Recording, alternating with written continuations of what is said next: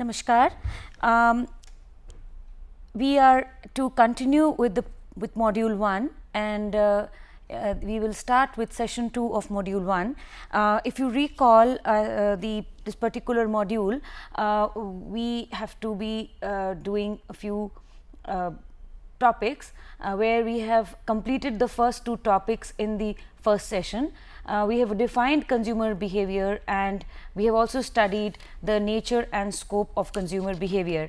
Now, in today's session, the remaining part of this module, we shall be covering a few topics like application of consumer behavior, why should we study consumer behavior, how we discuss the evolution of consumer behavior as a field of study and its relationship with the marketing behavioral dimension, and also we shall be studying about the interdisciplinary nature of consumer behavior.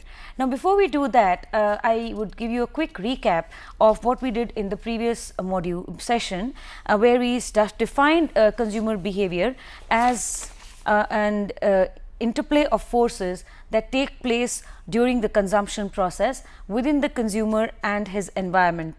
And this interaction or this interplay actually happens between 3 elements: cognition, affect and behavior. The particular process of consumer behavior includes within its ambit the pre-purchase activity as well as the post-purchase experience, and includes the successive stages of evaluating, acquiring, using and disposing of goods and services.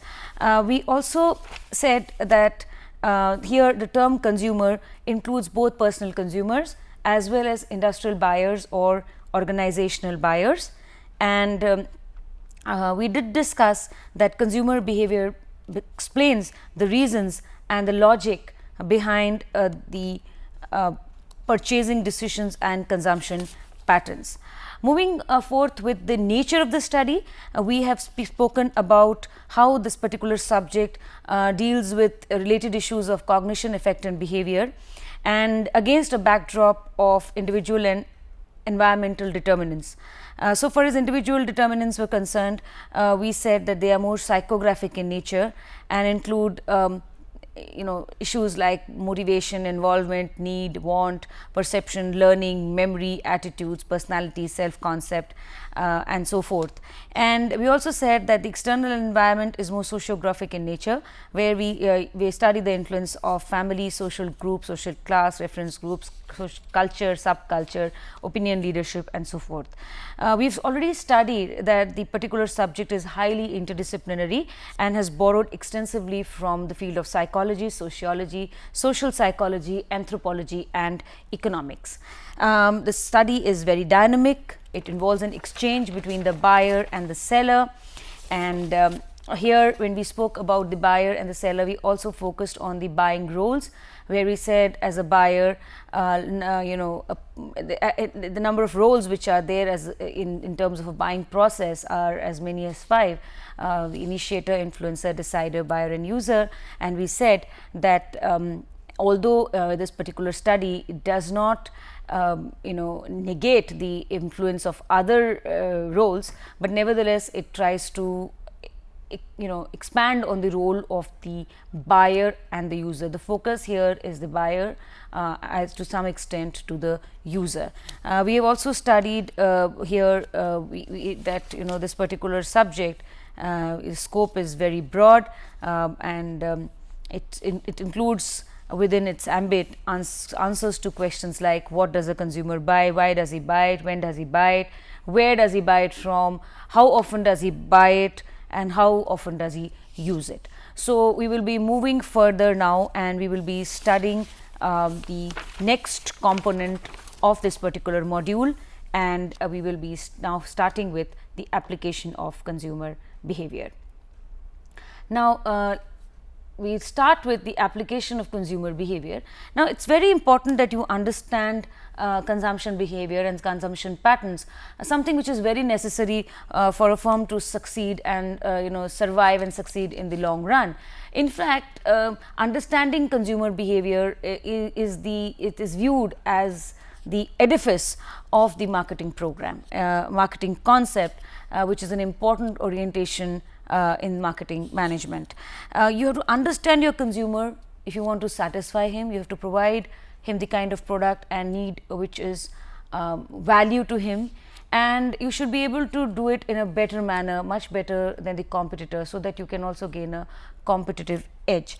Now, in order to understand the consumers, it is very important that you analyze them. It's very important that you can study them, and here we will see how market research will also help us. But before we move into that, when we are speaking of understanding consumer behavior, and when we are saying consumption behavior, understanding consumption patterns, understanding consumer behavior is the key to success and survival for a firm, we are essentially elaborating on the edifice of the marketing concept, which is an important orientation towards the marketplace, where it is essentially a customer-centered philosophy, understand customer needs and wants, provide the right kind of product and service, deliver customer satisfaction, and make what you can sell rather than sell what you are making. So, here the focus is very customer centric. You basically have to talk about the customer, his needs and wants, and then deliver the desired kind of product and services. So, it is basically provide the right product and provide the right service to to the customer. So, when we speak about this particular study, it helps us formulate appropriate marketing strategies for a firm in view, keeping in view the consumer and his environment. So, when we speak about consumer behavior, we say that it helps us formulate appropriate marketing strategies for a firm, keeping in view the customer and the environment in which he is operating. The subject has a number of applications, and the main application basis of which we will discuss now. The first thing is it helps you analyze the environment.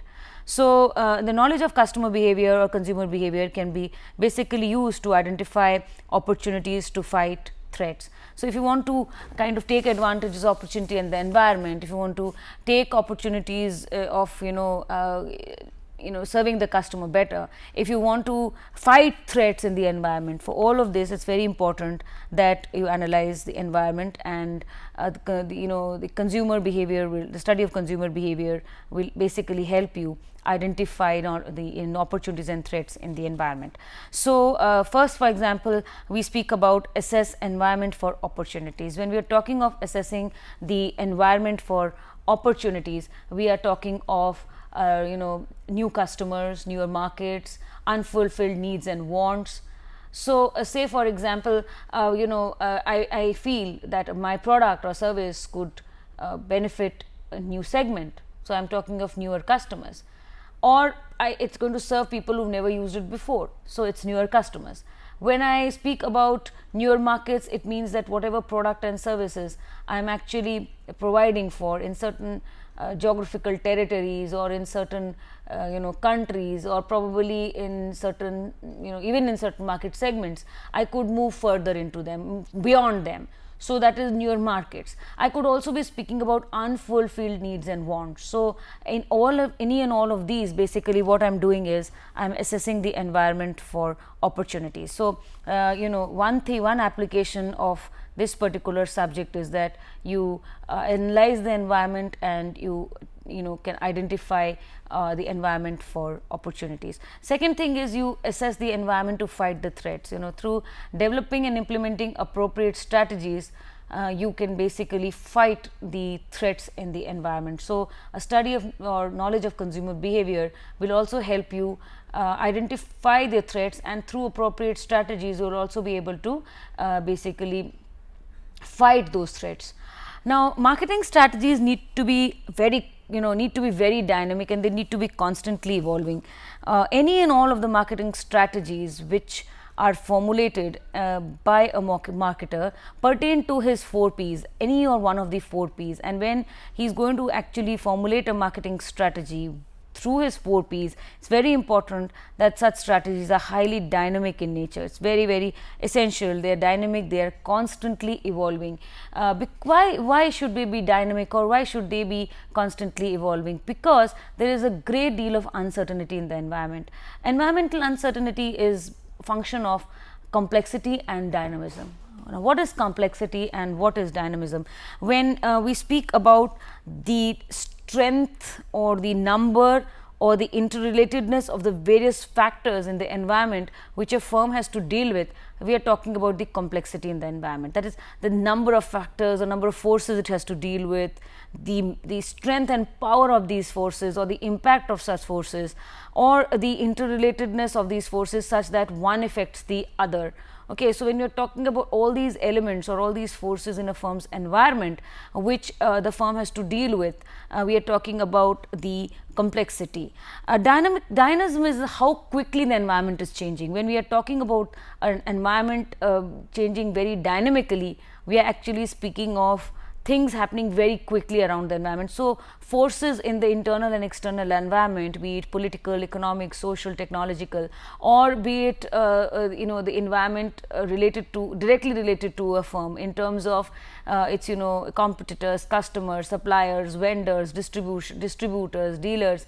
So, when all of these forces are when they're changing very quickly, very rapidly, we talk in terms of dynamic environment. So, when we talk about uncertainty in the environment, it is a function of two: the complexity and the dynamism. Complexity, as I said, the strength of the forces or the the intensity with which they act upon and the interrelatedness amongst themselves. So, that is the strength, and dynamism is how quickly such changes are taking place. Now, when you are confronted with an environment which is very dynamic, which is very complex, and you have a situation where your environment is very, very uncertain, in those cases you will have to be very quick, very quick to act, and you will have to keep on formulating, reformulating, modifying, adapting your 4 Ps very, very quickly. So, there has to be some great amount of flexibility with respect to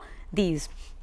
So, through the knowledge of consumer behavior, basically you can analyze the environment, and while analyzing this environment, you will be able to assess the environment for opportunities, you will also be able to assess the environment for threats, and you will also be able to come up with the right kind of strategies to be able to take advantage of the opportunities and fight the threats. You will basically be able to deal with the dynamism and complexity in the environment. So, this is one application of this particular discipline called consumer behavior. Now, we come to the second application of the subject, which is it helps a marketer in segmentation, targeting and positioning. So, the study of consumer behavior may be applied to segment the market, select the target market and position the product or service offering. So, when we are talking about the study of consumer behavior, it will be giving us insights into how do we segment, how do we identify the market segments, how do we select the right kind of segments, and how do we position our product or service offering.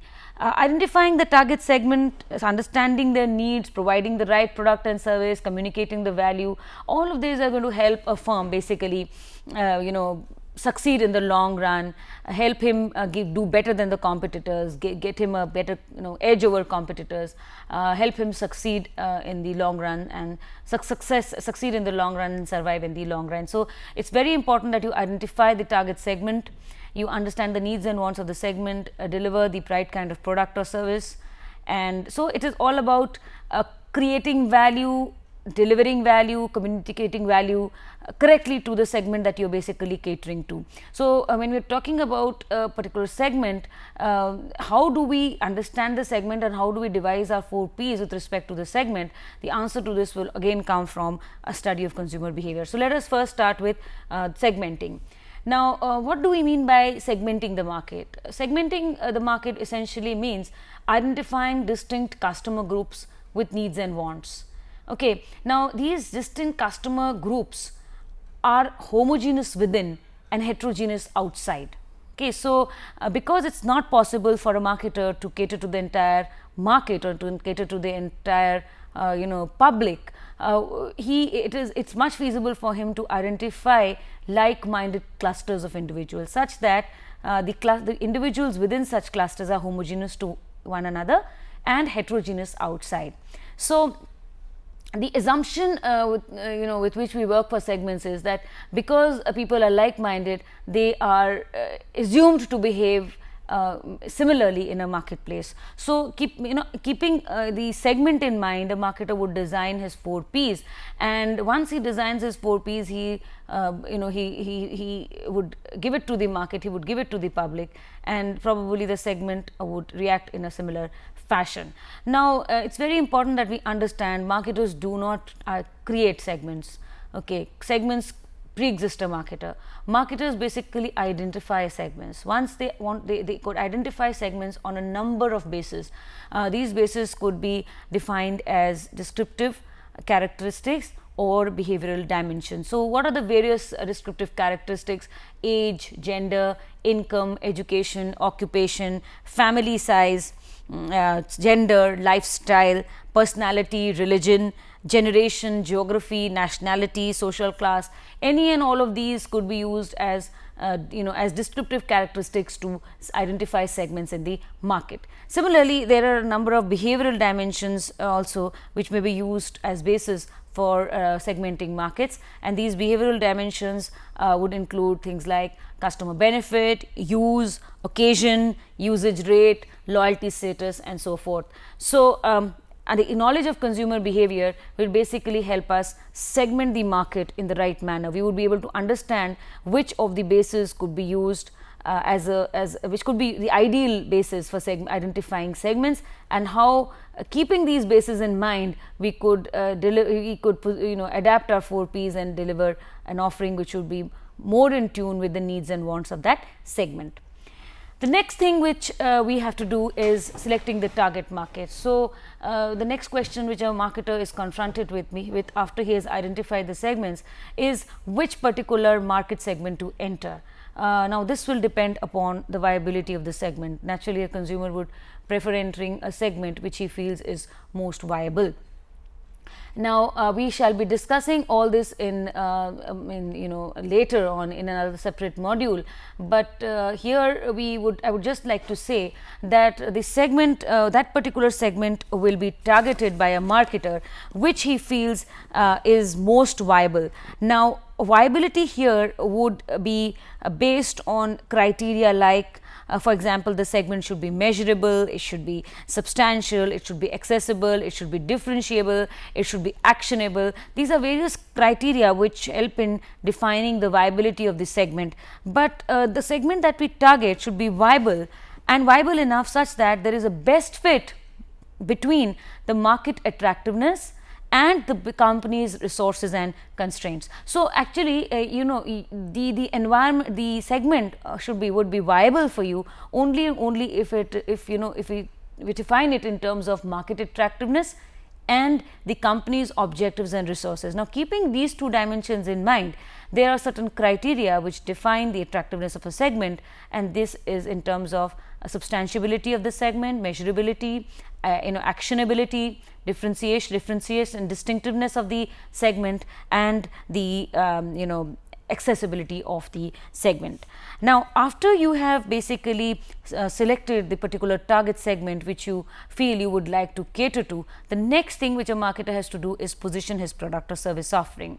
How does he position his product or service offering? He does it by communicating the distinct and unique product or service characteristics that his particular brand entails. So something very different, something very distinct, something very special, something very unique, something better than the competitor. Any and all of these could basically be used as cues to position your market offering, create an image in the minds of the consumer in such a manner that he feels, yes, this product is for me and I should buy it, or this product is not for me and I should not be buying it. So you have to very carefully position your product so that your segment actually gels with it, the needs of the segment are in sync with the product or service offering.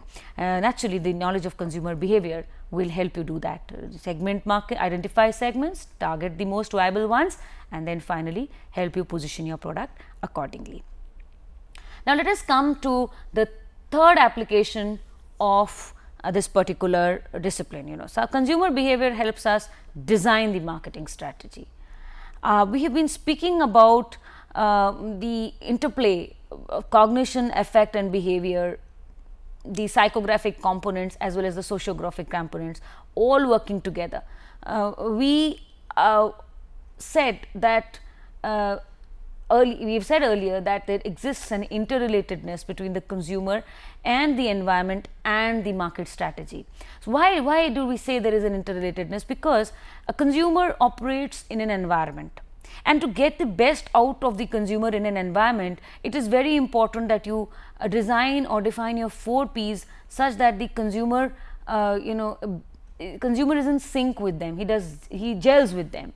And how do you do that? You basically do it through formulating a strategy or through formulating your 4 Ps. So we speak about the interrelatedness between a consumer, his needs, his wants, the interplay of cognition, effect and behavior. We speak of the environment, the uncertainty in the environment, the forces in the environment, the complexity and dynamism in the environment. We also speak about the marketing strategies, that is setting the goals and achieving them. How do we set goals and achieve them? We set goals and achieve them through design of proper marketing mix or design of the proper design of the 4 Ps. So here when we are speaking about designing the marketing strategy, the marketing strategy should be designed to influence consumers. That means the influence consumers in what way? It means influence consumers in terms of the interplay or the interaction between cognition, effect and behavior. So your marketing strategy should be designed to influence this interplay between cognition, effect and behavior. And marketing strategy also should be designed to influence consumers and be influenced by them. In other words, it's not the one way, it's a two-way traffic. Marketing strategy would affect a consumer, and consumer reaction would again affect the marketing strategy. So a marketer's job does not just end at understanding a consumer and designing his 4 Ps or his marketing mix and formulating a strategy.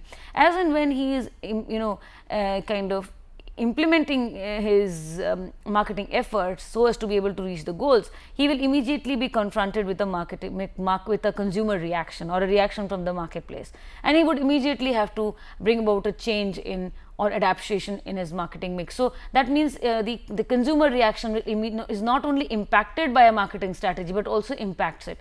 For example, a particular marketer may feel that it would be keeping in mind that most kinds of snacks in the market, in terms of biscuits for example, most biscuits are available at 12 rupees or 14 rupees a packet.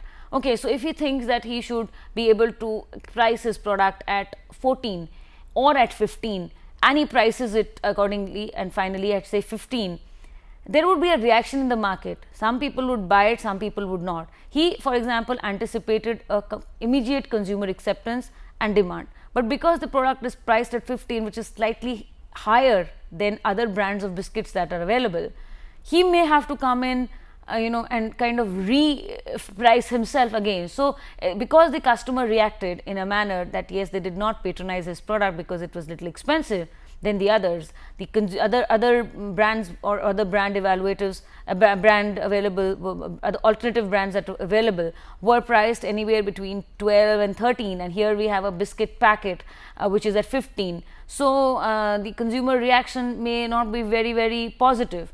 And so a marketer may have to kind of reinvent himself and reprice or change the price of the product so as to be able to gain greater consumer acceptance. So similarly, many a times we find there is a reaction to a particular advertisement that is featured or that is aired by a marketer. It brings in a lot of ill will or kind of a lot of negative reaction. For example, there was a brand of a soap which showed it was a female soap, and it showed a male star being using that particular soap. So there was a lot of reaction immediately because it went against customer expectations. So when something like this happens, a male star being featured for a female soap, although the star may be a very famous star, but immediately this particular very famous brand had to this particular company had to withdraw that particular advertisement. So they would have to bring about a change in the P, in the 4th P, which is promotion.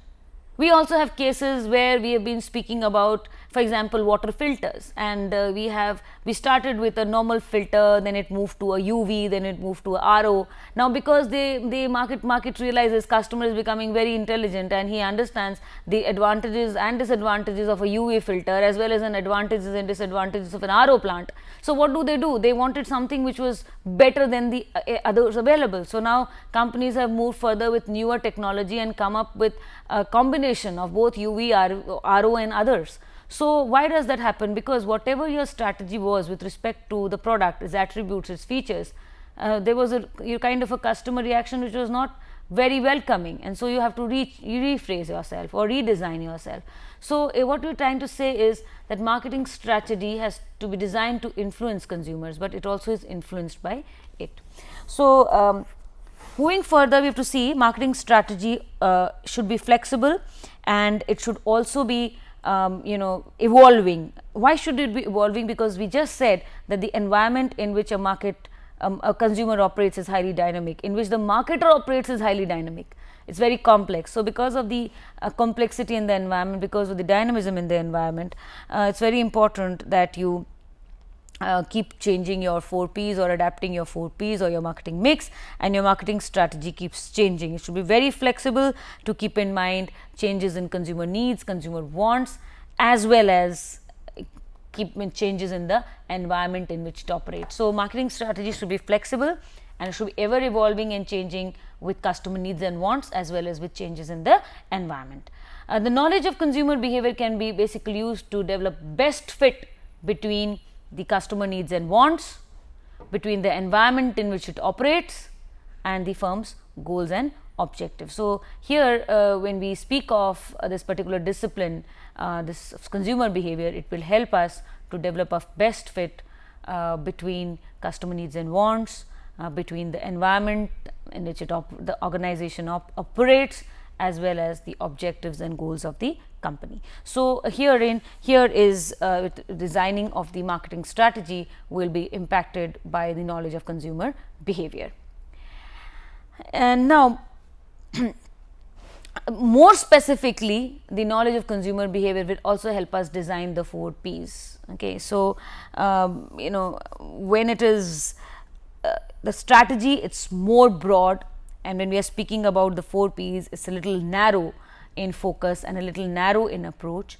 So the study of consumer behavior helps us design the marketing strategy, because this strategy will help the customer meet his need and want better. This strategy will help a firm achieve its objectives in a better manner. This strategy will also help a company survive in an environment which is very complex and very dynamic. But how do we put this strategy actually into practice? We will be putting this strategy into practice through the marketing mix or through the 4 Ps. So the study of consumer behavior will be basically used to design your 4 Ps and to implement them. Now let us talk of the 4 Ps, the product, for example. A product here includes both tangible products and intangible services. So major issues of discussion with respect to product include the name or the brand, the size, the shape, the features, the labeling, the packaging, accessories and supplementary products, terms of sale and services, after sales, even issues like say warranties or guarantees. All of this basically are included in this this first P, which is product. So a knowledge of consumer behavior will tell you basically about what kind of product, what kind of attributes, benefits, features, what it would be suitable for the segment, what should be the labeling like, what should be the package size, what should be warranty guarantee schemes, what should be your after sales services, what should be your terms of sales and services, what could be your supplementary products or supplementary services that you provide. So all of this will be included in the first P, which is product. The knowledge of consumer behavior will also help you devise or decide on your second P, which is price. When we talk about price, we are talking about pricing of the product or service offering. Here the major issues of consideration are in terms of the form of payment, the terms of and conditions of payment, discounts, price sensitivity, differential prices, customer reaction. Very, very important. How do we go in for differential pricing, and if we go for it at all, what is going to be customer reaction? Does the customer feel that price discrimination is justified, or is it not justified? Imagery, price increase, price decrease, customer reaction, competitor reaction, so all of this basically will be included in price. So when we talk about price, we are through knowledge of consumer behavior will tell us basically what should be a price like. Should it be towards the higher side or the lower side? Is the market price sensitive? Should we go in for lower pricing, or should we can afford to have higher pricing? What would be customer reaction if prices are increased? What would be customer reaction if prices are reduced, increased or decreased? How will the competitor react? How will the customer react to this increase or decrease? Does he remain loyal with you, or does he move away to the competitor? What should be the conditions of payment, if a cash down or if it should be on EMI? If it is EMI, what should be the terms of payment? What should be the discounts? So all of these will come within the ambit of the second P, which is price, and the knowledge of consumer behavior will be able to help us devise a particular strategy with respect to price. Third, the particular knowledge of consumer behavior will also help us basically devise our third P, which is the place and distribution. So here when we talk of place, when we talk of distribution, we are actually talking of the marketing channel. Okay, so a marketing channel basically implies a large number of intermediaries who exist between the marketer and the consumer. Okay, so the marketer seldom sells directly. Of course, today with the internet, with advancements in technology, many companies have begun dealing directly with their customers, but nevertheless the traditional mode is in terms of a number of intermediaries who are in fact referred to as channel partners or channel members. So a decision with respect to a distribution channel or with channel members also comes in from a study of consumer behavior.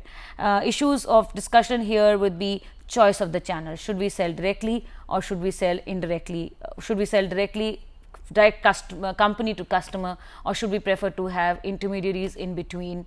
If we prefer to have intermediaries in between, what should be the length of channel? Should it be long? Should it be short? Decisions with regard to location of the store. Okay, should it be very conveniently located, accessible to customers, or could it be located in farther off places where the customers would the customers put in effort to reach that farther off places, or should they be stored, or should they be placed in shops which are very accessible, very conveniently located to the issues with respect to wholesaling, stocking, retailing, logistics, transportation, wholesaling. All of these also comes as a part of warehousing. All of this also is included in this particular third P, and knowledge of consumer behavior will help you basically decide what should be a length of channel, who should be your channel members, whom should you use as dealers, where should their shop or store or outlet be located. Should we go for an intensive distribution, make our product available at as many places as possible, or should we go in for exclusive distribution and make our product or service very selectively located in very special places or very specific, very few number of outlets. So all of these are decisions which will answers to which will all of these are questions, the answers of which will come from a study of consumer behavior. Consumer behavior will also help us design the fourth P, which is promotion. Marketing communication is very important, and it's very important that a marketer uses his promotion mix and tries to achieve some of the objectives of communication, like make the consumer aware of the product or service, create an interest in him to buy the product or service, create a desire in him, create an interest in him to know more about it, create a desire in him to buy it, elicit an action on his part. Okay, ultimately provide satisfaction to him. So the consumer, the marketing communication objectives could be many, and they are often achieved through their promotion mix, which we call which includes advertising, sales promotion, personal selling, direct marketing, publicity, public relations, so forth. So decisions with respect to the promotion mix. How should the advertisement be? What should be the content of the ad, the context of the ad, whether it should be in print or whether it should be audio visual, what should be the message and media strategy in terms of the channel to be used is the media strategy, the message to be aired is the message strategy in terms of the content of the message, the context of the message, the appeal used in the message. So all of these is something the answer to which you will get from consumer behavior. First, if you speak about advertising, so what should be the message, content, both in terms of content and context and appeal? Who should be the spokesperson in the particular advertisement? Where should that advertisement be aired? Should it be in print media or should it be broadcast over audiovisual means? What is the timing? What should be the reach or what should be the frequency of such advertisements? Okay, so this is one when we speak about advertising. When we speak about sales promotion, issues with respect to how frequent sales promotion programs should be. Will customers actually get attracted to them? So that is again something which the study of the market will tell you, because sometimes people are very deal prone. They love to take advantage of such offs or discounts or deals. In other cases, in some cultures especially, such deals are looked upon as something where the marketer tries to lure the customer into buying, either because he wants to get rid of the stocks or because he just the product is dying or the brand is phasing off, and so the customers would begin to feel that it's not just out of goodness that the marketer has actually brought down his prices. There must be definitely an ulterior motive there. So how will people react to such sales promotion campaigns? Should they be very frequent or should they be very occasional, and what would be the customer reaction to it? With respect to direct marketing, do customers prefer direct marketing? Will they prefer personal selling? What kind of personal selling would they prefer? If you see certain kinds of selling situations, especially B2B, personal selling is a very, very effective tool. So the kind of customer or the kind of market segment or the kind of market you're catering to will also tell you which of these tools to use and how. So a decision with respect to the 4 P's, with respect to the communication, the promotion mix or the communication mix, and the 4th P, which is promotion, also derives itself from the study of consumer behavior. So this is how the study of consumer behavior will help us design the 4 P's. Now, the study of consumer behavior has broad applications in governmental and non-profit organizations and even for social marketing. The knowledge of consumer behavior finds relevance both in government marketing, both in non-profitable business organizations and in social marketing. Now, government and non-profit organizations have the society as its customers. Okay, so when we talk about the government or when we talk about non-profitable organizations, kind of services they provide us are, for example, electricity and power, or medical services, or water supply, or social benefits. So here the customer is the society. So these government organizations and not-for-profit organizations have to understand the society, have to understand the customers, its customers, which is the society, better, so as to be able to give them the desired offering in a better manner, so as to serve them better. Similarly, social marketing involves propagation of ideas. So, whether it is with respect to prevention of AIDS, or is it with respect to cancer, educating people on cancer, or is it with respect to polio eradication, or child labor, or being more concerned and more conscious about the environment in terms of not using polythene bags and using recyclable products, etc. So, attempts at such circulation and spread of ideas both for moral and social upliftment will be very successful if you understand the consumers in a better manner, if you understand the public and the society in a better manner. For example, if you want to tell people that vaccinate your child against a disease called rotavirus or something like polio.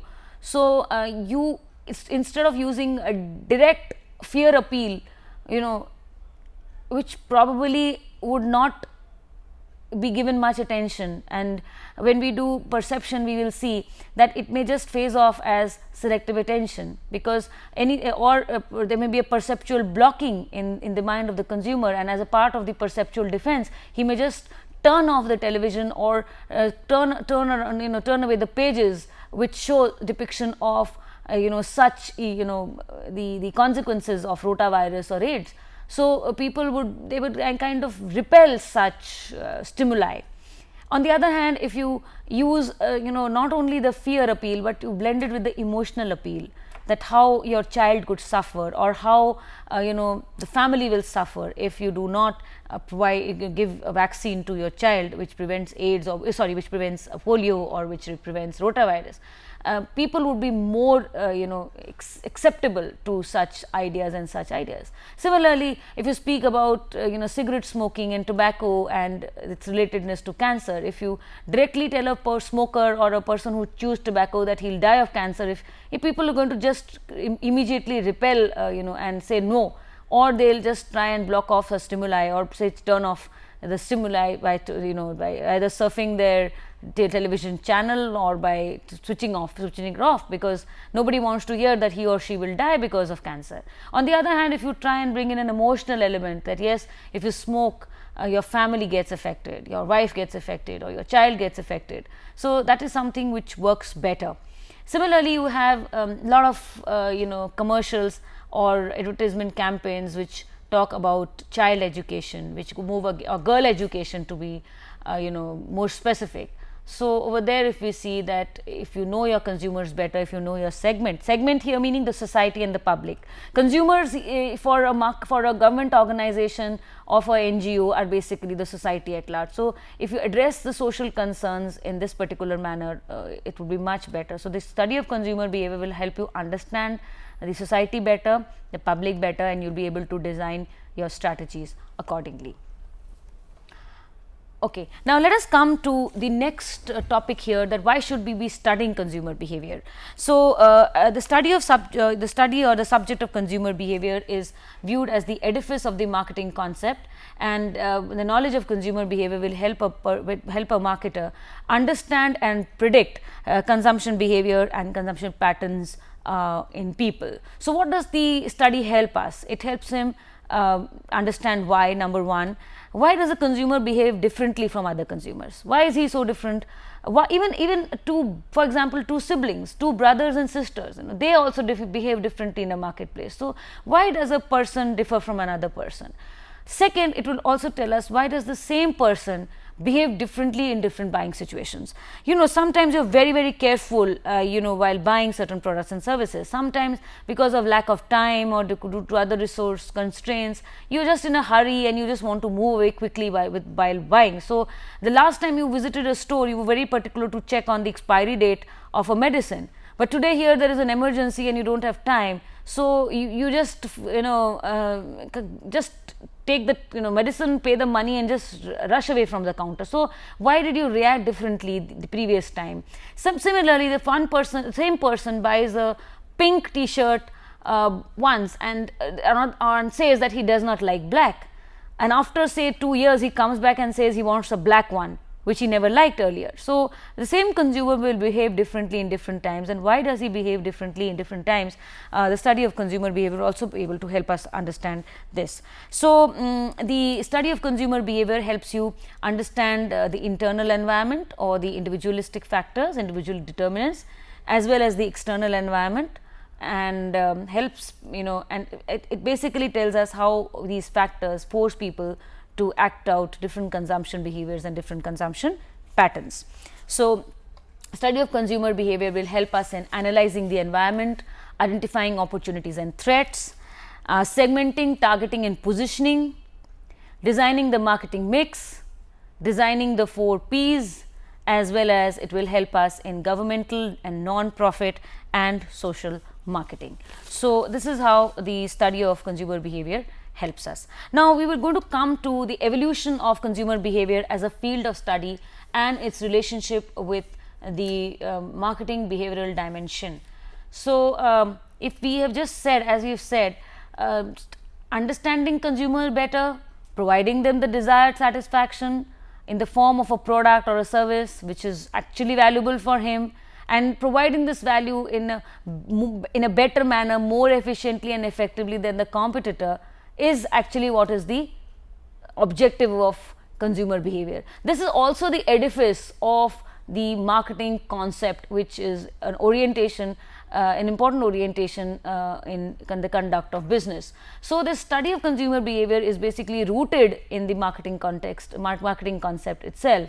As a field of study, it emerged in the 1960s, and which heavily borrowed from a number of social sciences which we studied in the previous session. Initial focus of of researchers and academicians who were talking of consumer behavior was that marketers wanted to study consumer behavior.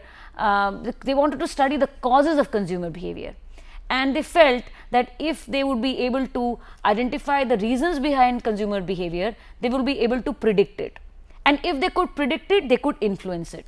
Okay, so the emphasis was predicting consumption behavior, predicting consumer behavior, and this particular approach came to be known as positivism. So, the initial focus of this particular discipline, initial orientation with which this discipline began, was basically to study the causes of behavior. They said if they study the causes, or if they could understand the reasons behind behind the nature of consumption behavior, the nature of consumer behavior, if they could identify the reasons why consumers act as they do, if they would be able to understand him better.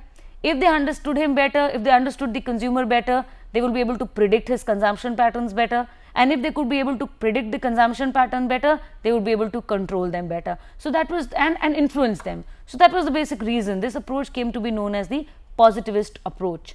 A basic focus was understand the consumer to predict his consumption patterns and influence such consumption patterns. But later on, the focus totally changed, and here the customer wanted to not predict him but understand him. So, the focus here changed from understanding the reasons why he behaves. No, not to understand the reason, but you understand the consumer himself. Why does the customer behave as he does? The objective changed. In the positivist approach, if you see, they were talking about understanding the reasons behind consumer behavior. If you understood the reason, you will be able to predict his behavior. If you understood predict his behavior, you will be able to influence him. But here in the interpretivist view, which was very radically different from the positivist view, the focus entirely changed. Today what we speak of is the interpretivist view, where we are not concerned with understanding only the reasons of his behavior, but basically understanding the customer himself. Why is one customer different from another? Why does the same customer behave differently in different times? So, this is how, and that is how this entire focus has changed, and the discipline has evolved from one of positivism to one of interpretivism. Okay, now coming to the end of it, we will now speak about the interdisciplinary nature of consumer behavior. We have already discussed this, that as an interdisciplinary area of study, it is borrowed heavily from psychology. Okay, so the study of the individual and the individual determinants in buying behavior. So, motivation, need, want, emotion, moods, perception, learning, attitudes, memory, personality, self-image, self-concept, communication and decision making. Then we speak about sociology, which is the study of groups or the group dynamics, and we speak about family influences, lifestyle influences, social group influences. The study also borrows from social psychology, where we speak about how individuals operate in groups and when they operate in groups, the groups impact their buying patterns. So, we study the role played by a reference group, we study the role played by social class influences and opinion leaders. Study also borrows from anthropology, where we speak about the influences on society, cultural and cross-cultural issues. Okay. So, culture, cross-culture, subculture, national, regional cultures, all of this is a part of social, all it's a part of anthropology. And finally, we also speak about in economics, because that has a big role to play, that is in terms of the money income, the savings, the disposable income, and the manner in which needs and wants are prioritized, keeping in mind the resources which one has. Now, this brings us to an end of session 2, and as it's also the end of module 1. Before I conclude, I'd like to give you some references for further reading, and we'll also discuss some frequently asked questions and some questions for self-evaluation. So, as far as the references for further reading are concerned, we have Engel, Blackwell and Miniard, Paul, their book on consumer behavior. Then we have another book by Loudon and De La Bitta, which is Consumer Behavior from Tata McGraw-Hill. We have Peter and Olson, Consumer Behavior and Marketing Strategy from McGraw-Hill Higher Education.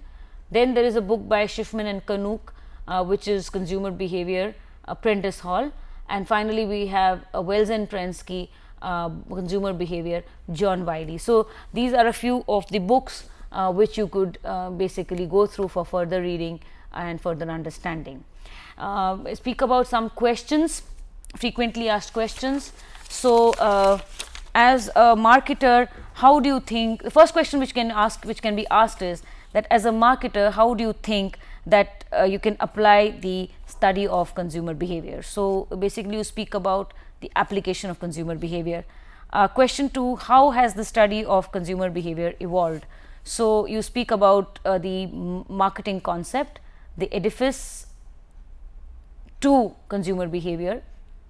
You speak about how it has evolved and moved from one which was highly positivist to one which is highly interpretivist.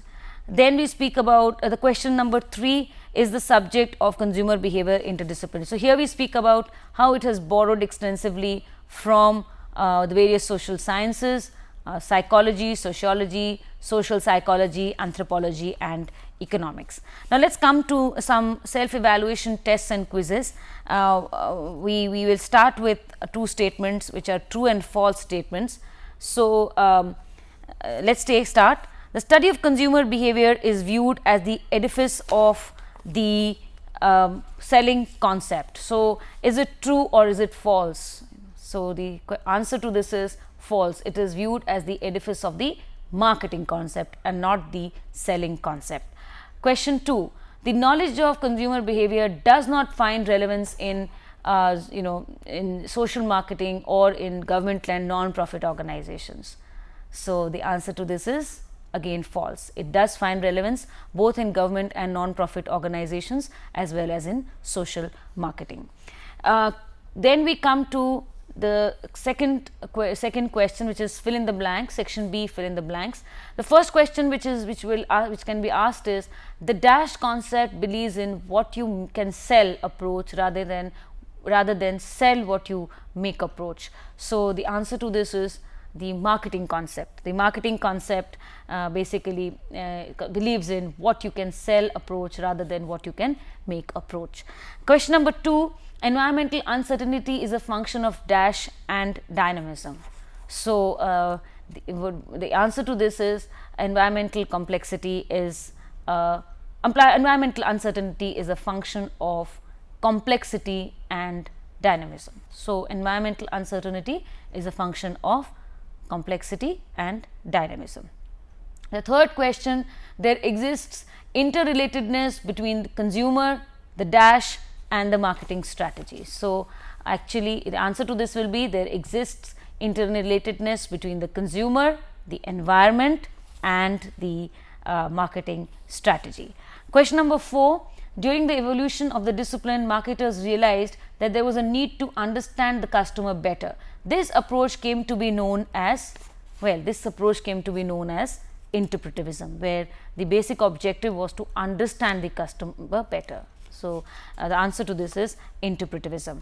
Now, let us come to a few of the short answers. Okay. So, what is the marketing concept? If you want to speak of the marketing concept, the answer to this is according to the marketing concept, the marketer should be able to determine needs and wants of the target segment, provide the product and service offerings more effectively and efficiently than the competitor. So, it is a highly customer centered philosophy, understand the customer needs and wants, make the right product and service and derive customer satisfaction. So, make what you can sell rather than sell what you can make. Question number 2, mention the attributes which make a segment viable. So, the various attributes which make a segment viable are measurability, accessibility, substantiability, distinctiveness and actionability. So, these are the various attributes which make a segment viable. Question number 3, list out how the knowledge of consumer behavior helps a marketer in designing the 4 Ps. So, this may mention only the 4 issues, only the issues. So, we have just discussed how the knowledge of consumer behavior helps a marketer devise his 4 Ps. So, if it is the product, he has to think about the product, the brand, the name of the product, the brand, features, attributes, benefits, supplementary services, accessories, labeling, packaging, warranties, okay, and after sales services, etc. So, those are issues with respect to the first P, which is product. The second P is price. So, issues to address here are setting up of price, whether a higher price or a lower price, what happens when price is increased or price is decreased, what is the customer reaction, issues with respect to terms of payment, cash down or EMI, credit or discounts or allowances, all of these will be addressed in the second P, which is price. The third P we will speak of in terms of the place. So, should we have a direct channel or an indirect channel? How many intermediaries should we have in between? Should we have an exclusive distribution or an intensive distribution? Should stores be large or small? Should we be located at convenient places, or should it be easily accessible, or should they be located in farther off places? What should be the format? Should it be stores or should it be a part of the malls, etc.? So, these are with respect what should be the transportation, what should be the wholesaling, retailing, stocking or warehousing decisions, all of these will come into the third P. And finally, we have the fourth P, which is in terms of promotion. So, decisions with respect to your promotion mix or your communication mix, advertising, sales promotion, personal selling and publicity, public relations, direct marketing, all of these are issues to be addressed in the fourth P, which is promotion. Last question, what do you understand by the term complexity of the environment? Well, the term complexity actually refers to the strength, the number and interrelatedness of a large number of forces that environmental forces that a company has to deal with. These all put together actually comprise what we call the complexity. So, the strength of the forces, the intensity of the forces, the interrelatedness of these forces in the environment, of all these environmental forces, strength, intensity and interrelatedness of environmental forces which impact an organization actually constitute what we call as the complexity of the environment. So, this brings us to the end of session 2 and also to the end of module 1. I hope you have benefited with the inputs that have been given. You could also go in for further reading, look up books which I have mentioned to for further reference and further reading. Thank you.